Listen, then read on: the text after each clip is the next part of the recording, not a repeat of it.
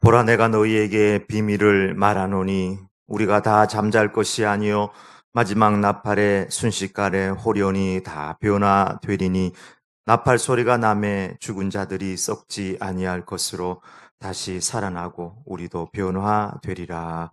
아멘.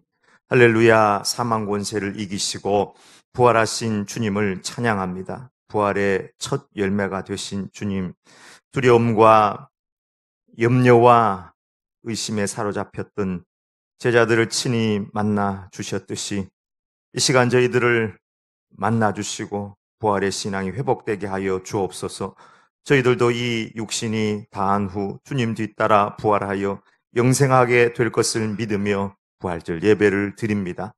온 교회가 함께 드리는 예배를 흠양하시고 세상에 줄 수 없는 부활의 기쁨과 구원의 은총을 더하여 주옵소서. 예수님의 이름으로 기원하옵나이다. 아멘. 찬송가 160장 찬양드리겠습니다.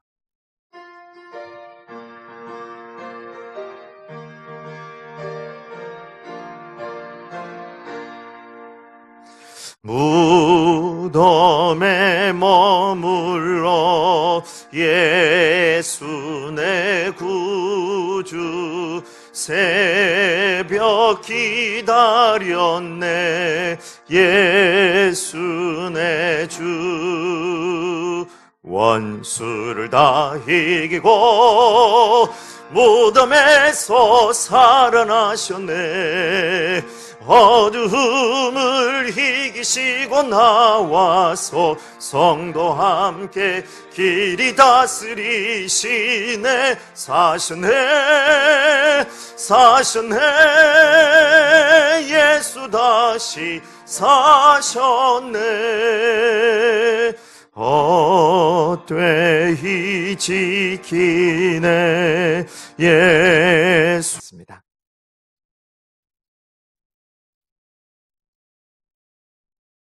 하나님 아버지, 각자 흩어져 살다가 대저중앙교회 성도님들을 한자리에 모여 하나님께 예배드리게 해주셔서 감사합니다. 하나님, 한 주간 주님의 은혜가 아니고는 살 수가 없었음을 고백합니다. 하나님, 오늘은 부활절입니다. 원죄를 가진 죄인이기에 지옥으로 갈 수밖에 없는 쓸데없는 자인 우리를 불쌍히 여겨주셔서 예수님께서 십자가에 죽으시고 무덤에서 이겨내신 부활의 소망 되신 예수님을 찬양하며 경배하며 높여드리기를 원합니다. 우리의 예배를 받아 주시옵소서. 주님, 우리는 연약한 존재라 주님의 말씀을 붙들고 산다고 살았지만 조그만 근심과 걱정에도 넘어지고 쓰러지고 실수하며 살아왔습니다. 학업의 문제, 취업의 문제, 자녀의 문제, 경제적인 문제, 질병의 문제를 두고 믿음이 없어 주님께 내려놓지 못한 채 주님을 의심하고 두려움에 사로잡혀 있었음을 용서하여 주시고 주님의 그 보혈의 피로 우리를 씻어 주시기를 원합니다. 하나님, 코로나로 인해 온 세계가 힘들고 아파합니다. 하나님께서 코로나로 인해 말씀하고자 하나님 뜻이 무엇인지 먼저 그리스도인들이 깨닫고 금식하고 기도하게 하여 주시옵소서. 하나님, 골방에 들어가 하나님 기도할 때 다시는 그 전염병이 일어나지 않게 도와주시고 하루속히 그 백신이 하나님 개발되어서 정말 경제적인 문제 어려움들이 다 사라지게 도와주시기를 원하고 합니다. 하나님, 또 교육부를 위해서 기도합니다. 하나님, 또 지금 주일학교를 예배드리지 못하고 있기에 불신자 가정 아이들이 하나님 아버지 넘어지고 쓰러질까봐 염려스럽습니다. 하나님, 또한 시간들이 집에서 있는 시간들이 많아 게임을 통하여 신앙이 멀어질까봐 염려싸우니 하나님 아이들을 붙들어 주시기를 원하고 합니다. 그래서 게임을 통하여서 사단의 틀을 쓰고 온 그 게임이 정말 죄인 줄 모르고 게임에 빠져서 하나님, 정말 게임 속에 들어가 있는 친구들이 너무나도 많이 싸우니 그 아이들을 불쌍히 여겨주셔서 성령께서 그 아이들에게 가셔서 분별력을 주셔서 제가 죄인지 무엇인지 분별력과 지혜를 허락하여 주시고 그래서 죄인의 길에 들어서지 않게 막아주시기를 원하고 합니다. 하나님 아버지 또한 온라인 계약으로 인하여서 아이들이 힘들어하지 않게 도와주시고 수업에 집중을 잘하여서 그 수업이 잘 진행되어 하게 도와주시기를 원하고 납니다. 하나님 이제 말씀을 듣습니다. 성령님, 목사님을 성령의 두루마리를 입혀주셔서 준비한 모든 말씀들이 하나도 빠짐없이 잘 선포되어지게 도와주시옵소서. 그래서 푸른 초장으로 인도하시는데 부족함이 없는 목사님의 말씀이 되게 도와주시옵소서. 하나님 말씀을 듣는 우리에게도 어떤 악한 마귀도 틈타지 못하게 막아주시고 정말 듣는 자와 말하는 자에게 모두 다 은혜 되게 도와주셔서 그 은혜의 말씀이 우리의 삶 속에 실천되어지게 도와주시옵소서. 부활의 소망 되신 예수님의 이름으로 기도드렸습니다.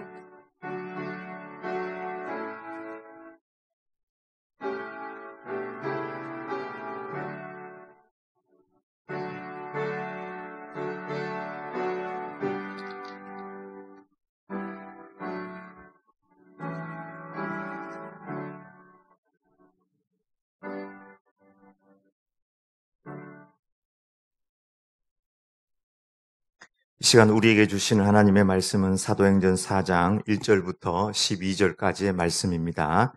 주여 감사합니다. 192면에 있습니다. 192면. 사도들이 백성에게 말할 때에 제사장들과 성전 맡은 자와 사두개인들이 이르되 예수 안에 죽은 자의 부활이 있다고 백성을 가르치고 전함을 싫어하여 그들을 잡음의 날이 이미 저물었으므로 이튿날까지 가두었으나 말씀을 들은 사람 중에 믿는 자가 많으니 남자의 수가 약 5천이나 되었더라. 이튿날 관리들과 장로들과 서기관들이 예루살렘에 모였는데 대제사장 안나스와 가야바와 요한과 알렉산더와 및 대제사장의 문중이 다 참여하여 사도들을 가운데 세우고 묻되 너희가 무슨 권세와 누구의 이름으로 이 일을 행하였느냐. 이에 베드로가 성령이 충만하여 이르되 백성의 관리들과 장로들아 만일 병자에게 행한 착한 일에 대하여 이 사람이 어떻게 구원을 받았느냐고 오늘 우리에게 질문한다면 너희와 모든 이스라엘 백성들은 알라. 너희가 십자가에 못 박고 하나님이 죽은 자 가운데서 살리신 나사렛 예수 그리스도의 이름으로 이 사람이 건강하게 되어 너희 앞에 섰느니라. 이 예수는 너희 건축자들의 버린 돌로서 집 모퉁이의 머릿돌이 되었느니라. 다른 이로서는 구원을 받을 수 없나니 천하 사람 중에 구원을 받을 만한 다른 이름을 우리에게 주신 일이 없음이라 하였더라. 아멘. 이 말씀은 살아계신 하나님의 말씀입니다. 오늘은 부활 주일입니다. 주님 부활, 예배 부활, 사명 부활로 주님을 따라가길 원합니다. 부활 축하 작은 또 선물이 준비되어 있습니다. 특별히 구역장님들이나 권찰님들은 나오지 못하는 구역원들 끝까지 좀 챙겨가서 이렇게 좀 부활 축하를 선물을 좀 전해주시면 감사하겠습니다. 새벽기도, 수요기도에 계속하고 있고요. 오전 11시 영상으로 드리는 예배는 일부 예배를 또 이렇게 녹화를 해서 함께 드립니다. 유튜브에 영상이 업로드를 합니다. 매일 밤 9시 디아스포라 가정예배에 꼭 참여해 주시길 바랍니다. 온라인 헌금 드리기 원하시는 분들은 이렇게 안내를 따라 드리면 되겠습니다. 성경 통독 고영희 집사님 또 정영자 권사님 또 이렇게 성경 통독해 주셨습니다. 감사합니다. 할렐루야. 우리 주님 사망 권세 이기시고 다시 사셨습니다. 사셨네, 사셨네, 예수 다시 사셨네. 아멘. 이제 이 부활이라는 단어는 사실은 일반적으로 사용하는 단어입니다. 메이저리그에 진출해 있는 강정호 선수가 부활할 수 있을까? 우리나라의 최고의 타자였고 메이저리그 가서도 잘했는데 음주운전 때문에 모든 것이 바닥으로 떨어지고 지금은 코로나 시대가 와가지고 어디 뭐 팀도 없고 그저 혼자 배트 치면서 이렇게 있는데 강정호 선수가 부활할 수 있을까? 할 때 사용하는 이 부활이라는 단어는 재기할 수 있을까? 다시 타자로서 성공할 수 있을까? 하는 이런 말로 대체가 가능합니다. 그러나 우리 예수님께서 부활하셨다 하는 예수님에게 사용되는 이 부활은 세상의 어떤 단어로도 대체할 수 없는 단어인 것입니다. 왜냐하면 우리 주님은 죽음을 이기시고 부활하셨기 때문입니다. 세상의 어떤 사람도 죽음을 이기시고 부활한 사람은 단 한 사람도 없기 때문입니다. 예수님만이 부활하신 겁니다. 이 부활을 예수님은 제자들에게 직접 설명을 했음에도 불구하고 이해도 못했어요. 직접 대놓고 내가 살아날 거다 이야기를 해줘도 부활이란 단어 자체에 대해서 사람들이 다 다르게 이해하고 있지, 정말 완전한 죽음에서 살아난다는 이 사실에 대해서 대놓고 3번이나 설명했음에도 불구하고 이해하지 못하는 그 부활이 우리 주님에게 일어났다는 사실입니다. 예수님은 수많은 사람들이 보는 앞에서 십자가에 완전히 못 박혀 죽으시고 죽은 이후 사흘 만에 다시 살아나셨습니다. 이것은 우리의 믿음이 아니고 신앙이 아니고 예수님의 부활은 분명한 사실입니다. 부활은 우리 신앙의 핵심 중의 핵심, 복음의 두 축에 들어간다고 할 수 있습니다. 복음의 두 축, 하나는 십자가, 하나는 부활입니다. 예수님의 십자가 대속이 너무너무 귀하고 중요합니다. 그러나 부활이 없다면 지금 같은 우리 예수님을 믿는 사람들의 모임, 기독교가 존재할까요? 이 세상을 살아갈 때 정말 멋지게 자기 나름대로 어떤 사상이나 꿈이나 어떤 리더십을 가지고 살았던 사람이 많이 있습니다. 그러나 그 사람들은 다 한 인간으로 살다가 죽고 끝나고 만 것입니다. 그러나 우리 예수님은 십자가에 못 박히시고 죽으시고 부활하신 것입니다. 예수님의 십자가 죽음을 보았던 제자들은 십자가의 의미도 잘 몰랐습니다, 사실은. 그러나 부활하신 주님 만나고 난 다음에 십자가를 깨닫고 복음을 새롭게 이해하게 된 것입니다. 부활을 통해서 십자가를 다시 보게 된 것입니다. 부활의 주님을 만난 제자들은 그야말로 단어 그대로 180도 다른 사람들이 되었습니다. 부활의 신앙이 있느냐 없느냐 하는 이 사실은 우리 마음속에, 신앙의 마음에 부활이 있느냐 없느냐 하는 이 사실을 받아들이고 안 받아들이는 이것은 하늘과 땅 차이가 난다고 할 수 있습니다. 제가 아는 어떤 분은 전기공사하는 분인데 전기공사를 하시다가 감전사고가 났습니다. 근데 아주 수천 볼트의 감전이 왔는데 이분이 정말 기적적으로 살았어요. 전기가 몸을 관통을 해가지고 발가락이 이제 좀 손상이 되긴 했지만 살았습니다. 근데 이분이 그렇게 이런 죽음에 근접한 이런 일을 체험하고 난 다음에 그 사람 삶이 완전 바뀌었어요. 나 이제 덤으로 사는 인생이다. 부인한테도 잘하고 자식들한테도 잘하고 교인들한테도 나 지금 덤으로 사는 거니까, 내가 지금 볼 수 있는 거, 생각하는 거, 이게 모든 것이 다 덤이니까 매우 헌신적이고 순종적인 그런 삶을 사는 것을 보았습니다. 그런데 부활이라는 것은 죽을 뻔한 그런 위기가 아니라, 그런 위기에서 다시 재기한 정도가 아니라 완전한 죽음, 죽고 썩어버리고 끝나버린 그 상태에서 다시 살아났다는 것을 의미하는 것입니다. 예수님은 다시 살아나셨습니다.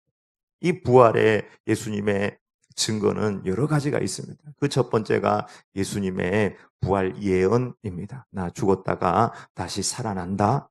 갈릴리에서 만나자. 예수님 3번이나 말씀하셨습니다. 여러분 그렇게 말합니까? 나이가 들어 나 마지막 몸이 막 안 좋고 힘이 빠지고 나 죽을 것 같아. 죽고 난 다음에 나 장례하면 안 돼. 화장하면 안 돼. 살아날 거야. 어머니가, 우리 아버지가 치매가 와가지고 오락가락한다, 지금. 이렇게 생각하죠. 근데 예수님은 살았을 때, 건강할 때에 예루살렘 올라가면서도 죽었다가 살아난다. 근데 제자들이 이해를 못하는 거예요. 이게 부활의 첫 번째 증거입니다. 두 번째 부활의 증거는 빈 무덤이죠. 혹시 예수님 살아난다고 얘기를 해가지고 무덤에 넣어놓으면 사람들이 훔쳐갈까 봐 여러분, 무덤을 지키는 경우가 있습니까? 물론 부자들이나 왕들이 죽었을 때 무덤을 지킬 수 있겠죠. 그러나 예수님은 부자도 아니고 정말 왕도 아니고 가난하고 아무것도 없는데 그 예수님의 시신을 집어넣어놨는데 예수님의 그 무덤을 지켰단 말입니다. 그럼에도 불구하고 예수님의 무덤이 비어 있는 거예요. 설명할 길이 없습니다. 부활 외에는 설명할 길이 없는 것입니다. 세 번째, 부활의 가장 확실한 증거는 목숨을 거는 사람들입니다. 부활의 예수님을 만난 사람들이 목숨을 걸고 부활을 전하였다는 거예요. 베드로도 마리아도 막달라 마리아도 엠마오로 내려가는 형제들도 사도들도 도마도 500여 형제도 잡아서 죽이고 핍박하고 정말 예수가 부활했냐? 왜 이런 짓을 하느냐? 했을 때 너희가 죽인 그 예수를 하나님께서 살리셨다. 부활의 주님을 만나지 않았을 때는 그들은 절망했고 두려워했고 허탈에 사로잡혔는데 뭔지 몰라도 어떤 계기가 있고 난 다음에 이들이 완전히 바뀌었는데 180도 목숨을 거는 사람들로 변화됐다는 것입니다. 이 세상에 여러분 목숨보다 소중한 것은 없습니다. 목숨을 지키려고 하는 것은 인간의 본능입니다. 그런데 목숨을 거는 사람들이 성경에 너무 많이 기록되어 있습니다. 나는 돈도 명예도 권력도 내 인생도 젊음도 난 다 드리겠습니다. 누구입니까? 부활을 경험한 사람들입니다. 부활의 주님을 만난 사람들, 목숨을 거는 사람들입니다. 여러분, 이 세상엔 두 종류의 사람이 있습니다. 첫 번째는 안전빵으로 살아가는 사람들. 언제나 안전선 안에 거하고 모험을 싫어하고 위험을 무릅쓰지 않는 사람입니다. 두 번째는 목숨을 거는 사람들입니다. 안전빵으로 사는 사람들은 위험을 싫어합니다. 모험을 감수하지 않습니다. 환경이나 사람 탓을 하고 환경에 의해 움직이는 사람들입니다. 신앙적으로 볼 때 사명도 없고 신앙적으로 볼 때 목표도 없고 늘 축복 위주로 사는 사람들이라 할 수 있습니다. 이런 사람들은 폭풍치는 바다 한가운데에서 결코 배 밖으로 나가는 것을 생각조차 하지 못했던 제자들과 같은 사람들입니다. 그런데 예수님께서 그 폭풍치는 바다 한가운데 물 위로 걸어서 오신 거예요. 제자들이 보니 유령이라 소리쳤습니다. 두려워하지 말라. 예수님이다. 정말 예수님이라면 나를 명하여 걸어오라고 한번 해보세요. 예수님 아무런 설명이 없는 거예요. 조심조심해서 걸어와라. 여기 물이다. 믿음으로 걸어야 된다. 이런 얘기가 없습니다. 베드로를 향해 딱 한마디 하죠. 무슨 말이었습니까? Come. 오라. 이제 베드로가 주님을 바라보고 걷는 것입니다. 그런데 성경을 보면 이내 주님 볼 때는 걸었는데 바람과 파도 소리에 눈과 귀가 꽉 막히는 순간 그가 물결 속으로 빠져버렸다. 그 즉시 예수님께서 그 베드로를 잡아 끌어올리시며 믿음이 작은 자여 어찌하여 의심하였느냐. 여러분, 믿음이 작은 자여 어찌하여 의심하였느냐, 이 말이 결코 베드로만을 향한 말이겠습니까? 배 안에서 벌벌 떨면서 배 밖으로 나와서 갈릴리의 물을 마실 그런 용기조차 없는 그들을 향해서도 동시에 한 말이 아니겠습니까? 믿음이 작은 자여 어찌하여 의심하였느냐. 여러분, 배 안에 있으면 안전할까요? 폭풍 치는 바다 한가운데서 배 안에 있으면 나는 안전하다 할 수 있겠습니까? 아니, 오히려 보면 예수님을 향해 걸어가서 바다에 빠졌지만 예수님의 손이 그를 붙잡아 줬기 때문에 거기가 더 안전하지 않겠습니까? 물결이 쳐서 배가 저 멀리 가버렸다면 배 안에 있는 사람이 안전할까요? 예수님께서 잡고 있는 베드로가 안전할까요? 훨씬 베드로가 안전할 것입니다. 왜? 주님은 하나님이시니까. 물결 위를 걸어오셔서 그를 붙잡아 주니까. 부활 신앙의 사람은 누구냐? 그곳이 바다 한가운데라 할지라도 어린 양이 나를 인도한다면 어디든지 갈 수 있는 사람. 어린 양이 지시한다면 오라 이야기했을 때에 나아갈 수 있는 사람. 부활의 사람들인 줄 믿습니다. 아브라함의 신앙도 들어가 보면 그 중심에 부활 신앙이 있는 것을 보게 됩니다. 하나님께서 네 아들 이삭 나에게 바쳐라. 100세에 낳은 아들, 이제는 청소년이 되었으니까 한 114살쯤 된 것 같아요. 그때 이삭을 바치라고 하는 거예요. 근데 두말하지 않고 가서 이삭을 모리아산에 드린 것입니다. 근데 히브리서는 그 아브라함을 향해서 하나님께서 이 자식을 받으시고 죽은 자 가운데서라도 다시 살릴 수 있음을 생각하고 하나님 앞에 드렸다는 것입니다. 그가 하나님이 능히 이삭을 죽은 자 가운데서 다시 살릴 줄 생각한지라 비유컨대 그는 죽은 자 가운데서 도로 받은 것이니라. 아브라함의 믿음이요. 자식을 드릴 수 있는 굉장한 믿음이었다. 그도 목숨을 거는 신앙이었습니다. 왜요? 부활 신앙이 있기 때문에. 여러분, 사드락과 메삭과 아벳노고 다니엘 다 마찬가지입니다. 우리 왕의 금신상에 절할 수 없습니다. 너 불에 던져 넣는다. 가장 무서운 게 여러분 화형 아니겠습니까? 불만큼 무서운 것이 또 없습니다. 우리가 저 불에 들어가도 하나님 우리를 구원할 겁니다. 그리 아니하실지라도 우리는 왕의 금신상에게 절할 수 없습니다. 우리가 불 속에 들어가서 죽는 한이 있다 할지라도 우리는 믿음을 포기할 수 없습니다. 왜냐하면 하나님 살아계시고 천국이 있고 부활을 믿기 때문입니다. 사드락과 메삭과 아벳노고 다니엘 굴 속에 들어갈 사자굴에 던져질 때도 마찬가지입니다. 그들 가운데는 목숨을 뛰어넘는 부활을 바라보는 목숨을 거는 신앙, 부활 신앙이 그들 가운데 분명히 있었던 것을 보게 됩니다. 오늘 본문 베드로의 신앙도 마찬가지입니다. 처음에는 부활이 뭔지 경험도 못했고 이해도 못했습니다.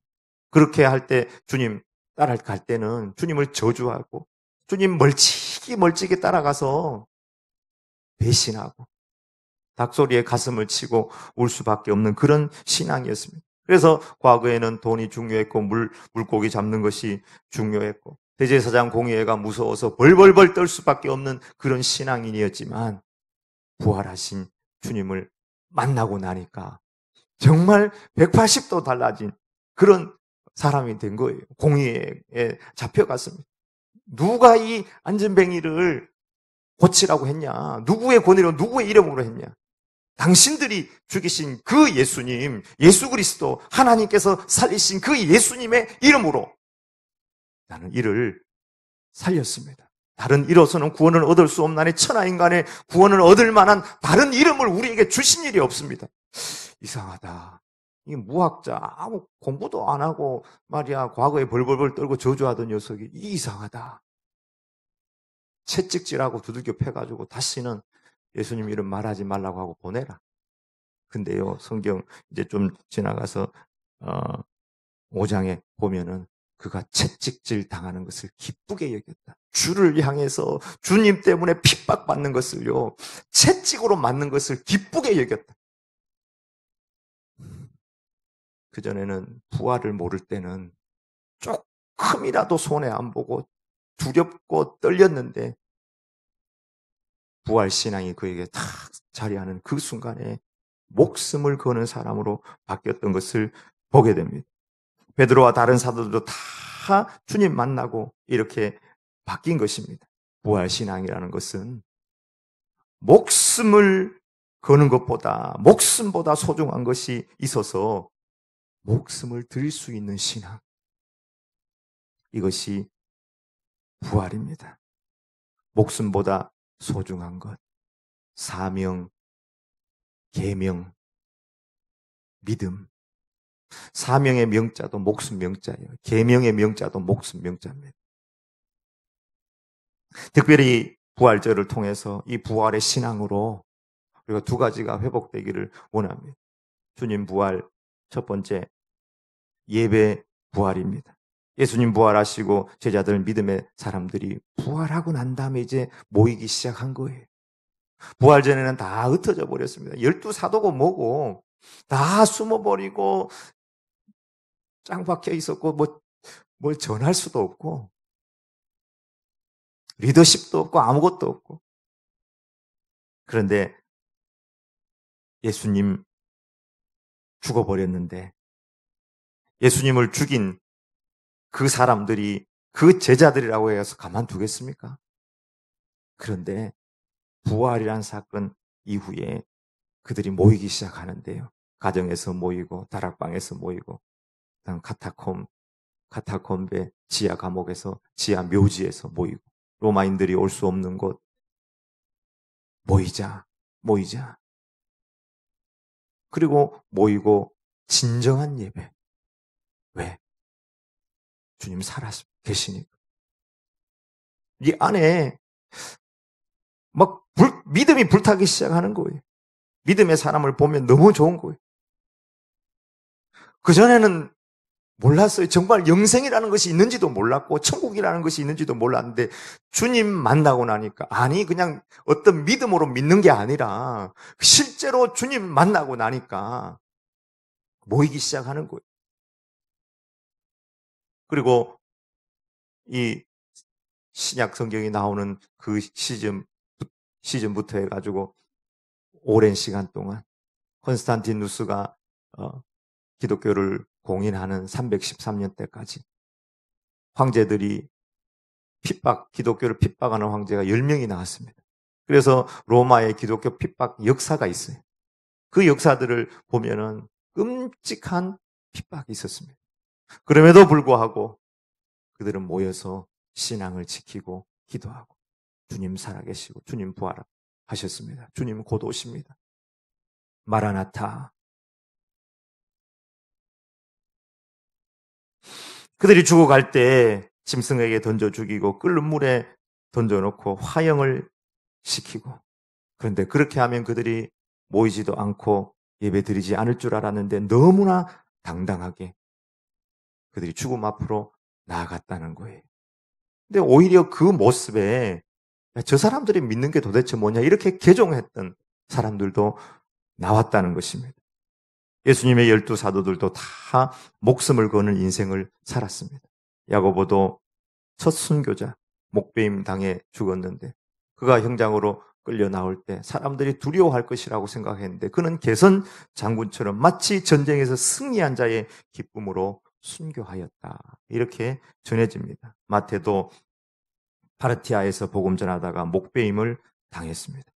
마가는 애굽에서 이집트에서 화형을 복음 전하다 당하였고 도마는 인도에서 알죠. 지금도 가면 도마에 발가락이 손가락인가 그게 박물관에 가면은 그것으로 여겨지는 것이 인도에 있습니다. 첸나이에 성도마 기념교회도 있고요. 도마가 우리나라까지 왔다는 그런 이야기도 뭐 역사적으로는 고증은 안 됐지만 그런 이야기까지 있으니 인도에서 창에 찔려 순교하고 베드로도 마찬가지 엄청난 핍박 가운데 복음을 전하며 예배하며 그렇게 살다가 십자가 부활을 전하다가 죽었습니다. 예배 부활. 이 코로나 시대를 살아가면서 우리가 영상 예배냐 여기 와서 드리는 공적 예배냐 이것을 이야기하는 것이 아닙니다. 부활 신앙의 예배. 진정한 믿음의 예배, 시와 찬송과 신령한 노래들로 서로 화답하며 찬양하며 영과 진리의 예배. 하나님께서 원하시는 예배의 회복. 주님 부활과 함께 우리 안에 이런 믿음의 예배, 영적 성령님의 예배가 회복되길 축복합니다. 어떤 사람은 코로나 시대에 핍박이 오고, 일제시대 핍박이 오고, 유교의 공산당이 칼을 들고 와도 우리가 예배를 드려야 되는 것은 순교지만, 이처럼 코로나 시대에 예배를 영상으로 드리고 지혜롭게 드릴 수 있는 것은 어떤 면에서 선교이다. 이렇게 이야기도 합니다. 지금은 장소를 이야기하는 것이 아닙니다.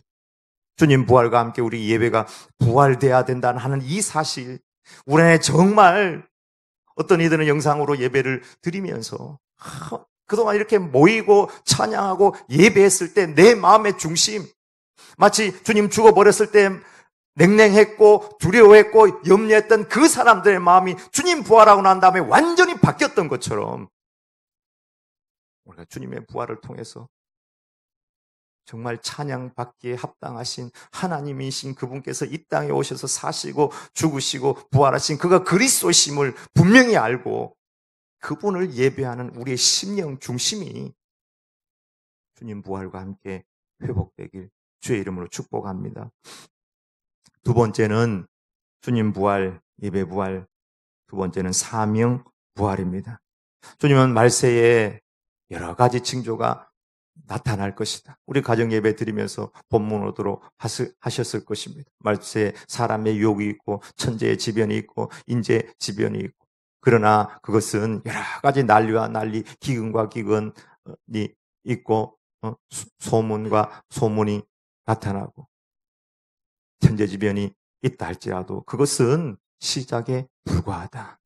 깨어있으라. 언제 주님께서 오실지 모른다. 그러면서 주님께서 하신 말씀이 이 천국 복음이 모든 민족에게 증거되기 위하여 온 세상에 전파되어야 되리니 그제야 끝이 오리라.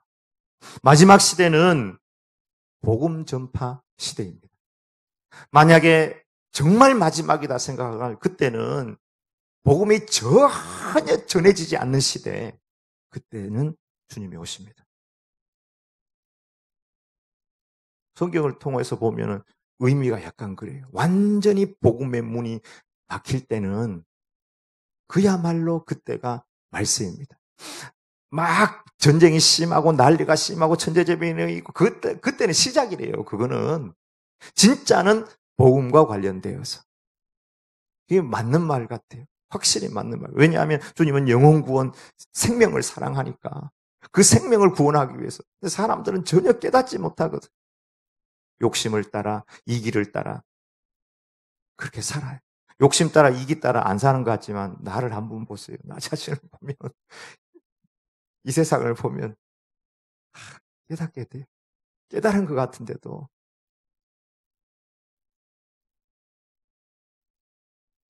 부활의 증인들은 사명의 목숨을 걸었습니다.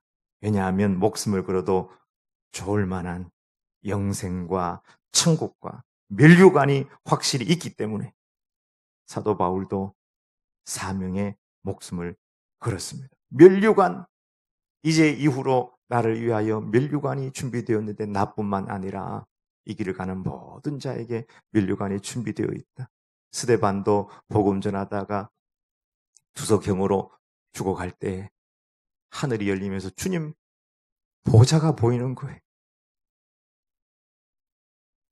그러면 목숨을 걸고 기쁨으로 그 얼굴이 천사와 같다. 막 힘들고 두렵고 어려워가지고 그렇게 간 것이 아니라 그때 로마의 그 핍박사들을 여러분이 국회 도서관에 들어가서 자주 찾아보거든요. 논문이 많이 나와 있어요. 논문이. 근데 그게 뭐 다 역사적으로 고증됐다고 할 수는 없지만 여러 가지 중간에 단편적인 자료들을 가지고 이야기한 걸 보면 그들이 동일하게 여러 면에서 기쁨으로 복음을 전하며 사명 감당하며 순교했다. 이렇게 전해지고 있는 것입니다. 그 대표적인 분이 스데반 아니겠습니까? 그 투석형을 맞아 온몸이 터지고 죽어가는 그 현장에서 그 얼굴이 천사와 같다. 이렇게 기록되어 있는 것입니다. 여러분, 우리의 사명은 예수님을 증거하고 하나님과 사람을 사랑하는 것입니다. 우리의 사명은 교회를 유지하는 게 아니에요. 영혼 구원. 주님을 사랑하고 사람을 사랑하고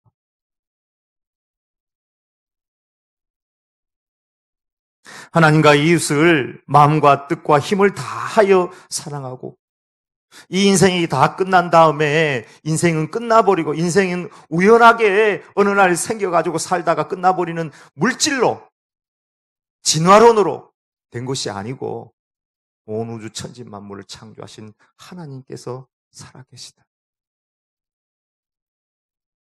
그분이 우리를 천국으로 인도하신다. 내 아버지 집에는 거할 것이 많이 있도다. 두려워하지 말고 염려하지도 말아라.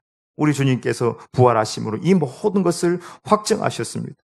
안개처럼 금방 사라지는 목숨을 위하여 이 땅에 들풀들의 꽃과 같은 행복을 위하여 안전빵으로 살아가는 인생, 그 인생이 가장 위험한 인생입니다. 사도 바울은 부활의 주님을 만나고 난 다음에 그 이전에 자기를 둘러싸고 있는 자랑거리를 배설물처럼 여겨버리고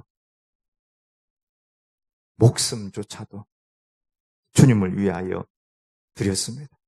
나의 달려갈 길과 주 예수께 받은 사명, 곧 하나님의 은혜의 복음 증거하는 일을 마치려 하면은 나의 목숨을 조금도 귀한 것으로 여기지 아니하노라.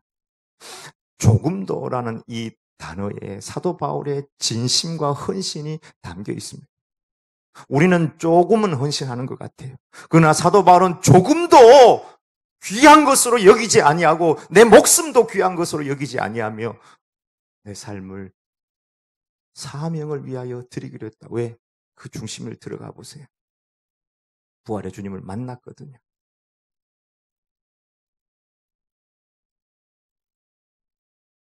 목숨도 귀하지 않는데 바울에게 있어서 뭐가 귀하겠습니까? 로마 시민권이요? 그가 가지고 있는 재산이나 학문이나 그 인맥이요?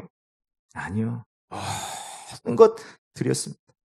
부활 신앙이 그에게 있었기 때문입니다. 나를 믿는 자는 죽어도 살겠고 무릇 살아서 나를 믿는 자는 영원히 죽지 아니하리라.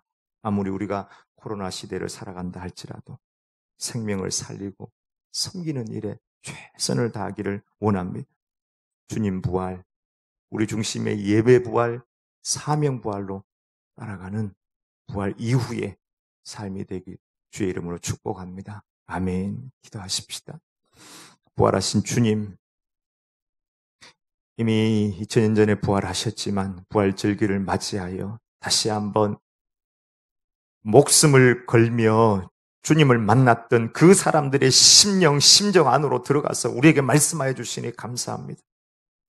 주여, 우리의 닫혀져 있던 생각과 마음과 염려와 근심들이 주님 만나고 새롭게 되고 예배가 부활되고 사명이 부활되고 성령의 충만으로 하나님의 일을 감당했던 그들처럼 우리도 모든 것을 일으켜서 내 목숨조차 조금도 귀하게 여기지 않은 바울처럼 베드로처럼 부활의 증인으로 예배 부활, 사명 부활로 따라갈 수 있도록 은혜와 능력을 더하여 주시옵소서.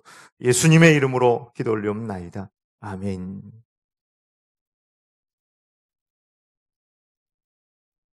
165장 부르실 때 예물 봉헌하시겠습니다.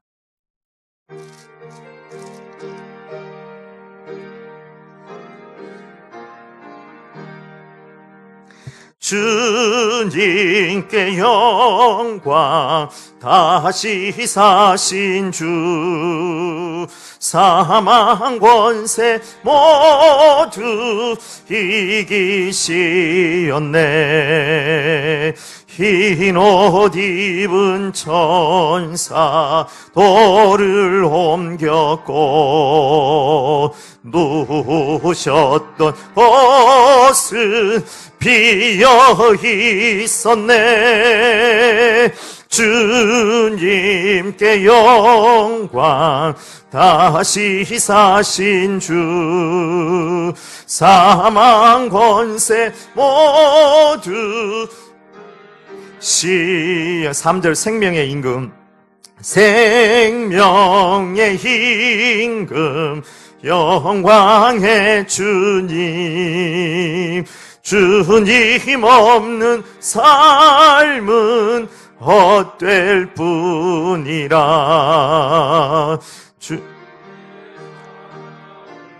으로 세상 이기고 요단 건너보냐 가게 하소서. 주님께 영광 다시 사신 주, 사망 권세 모두 이기시었네. 하나님 아버지, 영광 돌리는 귀한 시간, 여러 제목의 예물을 올려드립니다. 코로나 시대 살면서 너무 힘든 것 누구보다도 주님 잘 아시지만 믿음의 예물, 또 11조, 감사헌금, 건축헌금, 선교헌금, 추정헌금, 부활절의 예물을 드립니다. 이 예물 통하여 영광 받으시고 교회가 유지되는 것이 아니라 주의 복음이 날마다 편만하게 증거가 되고 주님의 사랑과 능력이 이 땅에 요동칠 수 있도록 은혜를 더하여 주옵소서. 주의 백성들을 축복합니다. 사업하는 분들 지혜와 능력 주시고 아이디어를 주시고 길이 열려지게 하여 주시옵소서. 주여, 직장 생활하는 분들 직장에서 인정받게 하여 주시고 직장도 주님 지켜 주시옵소서. 사랑하는 모든 자녀들의 앞길을 열어주시고 가정 행복하게 하여 주시옵소서. 물질 따라 살아가는 인생 되지 않게 하여 주시고 믿음 따라 부활의 능력으로 승리하는 가정, 행복한 가정 다 될 수 있도록 도와주시고 육신이 연약한 분들 부활의 주님 그 능력의 손으로 만지셔서 깨끗하게 하여 주시옵소서. 예수님의 이름으로 기도 올리옵나이다. 아멘. 다 같이 일어나셔서 171장 찬양 드리겠습니다.